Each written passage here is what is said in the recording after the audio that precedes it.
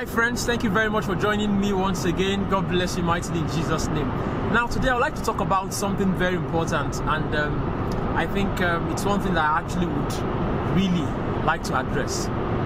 Now, some months ago I was having this discussion with a friend, and he was telling me about how on a Sunday morning on his way to church he met a woman he knew. She was also going to church actually, and she told him, she said, "I don't see church, I fell loja." You know, I don't see church, I fell loja. That is Yoruba, and what that means is this: we are going to church to fight. We are going to church. We want to go and fight. Now, my response was, "What? Did she really say that?" Yeah, she said that, and she was even saying with so much conviction, like, "Yes, we are going to church to fight." And well, I was surprised, but at the same time, I was not really surprised because I think we've come to identify or associate present-day Christians with this kind of rascality, really, especially with black origin churches, because I'm here to see, actually, personally speaking, I'm here to see white churches where they throw chairs, fight, engage in physical fights. But that's the topic for another day anyways. Now, but the bottom line is this: if you are one of those who go to church to fight, and you are even bold enough to say it, whether you are bold enough to say it or not, but you go to church to fight, to engage in physical fights, then you are not born again. You might claim to be born again, but you are not. You're actually born against. Now, this episode that this friend of mine related to me actually inspired me to think of, okay, why don't I start a series that would address some of the things that we Christians sometimes do that could qualify us for being a born against, not a born again.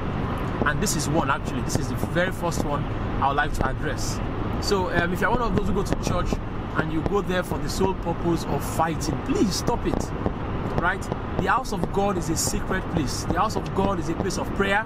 It's a place for communion. It's a place to meet God, to have an encounter with God. It's not a place where you go to and you fight. It's not a place where you go to and you throw punches, or a place where you go to throw chairs at each other. I think there is no amount of what's it called now? What's the word now? Disagreement. No amount of disagreement should get us to the level where we start throwing punches in the house of God. That is not good. It's not a good thing, actually. And if at all you must box, you feel motivated, you feel like you just have to fight, you have some punches you need to throw, then go and join a boxing club. I think they'll be very glad to have you in those places. If you need to fight at all, you want to throw some punches, right? Join a boxing club. But the house of God is never the place to fight.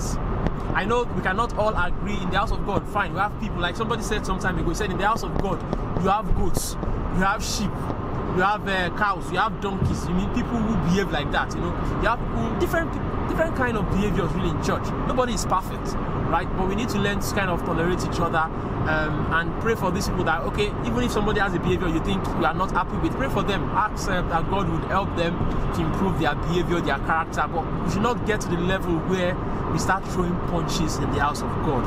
Please, once again, if you are one of those who fights in church, or you know someone that fights in church, that is so eager to fight, throw punches in church, tell them to stop it, right? The house of God is not for that kind of thing. So God bless you mightily. Thank you very much for listening, and I will see you on the next video.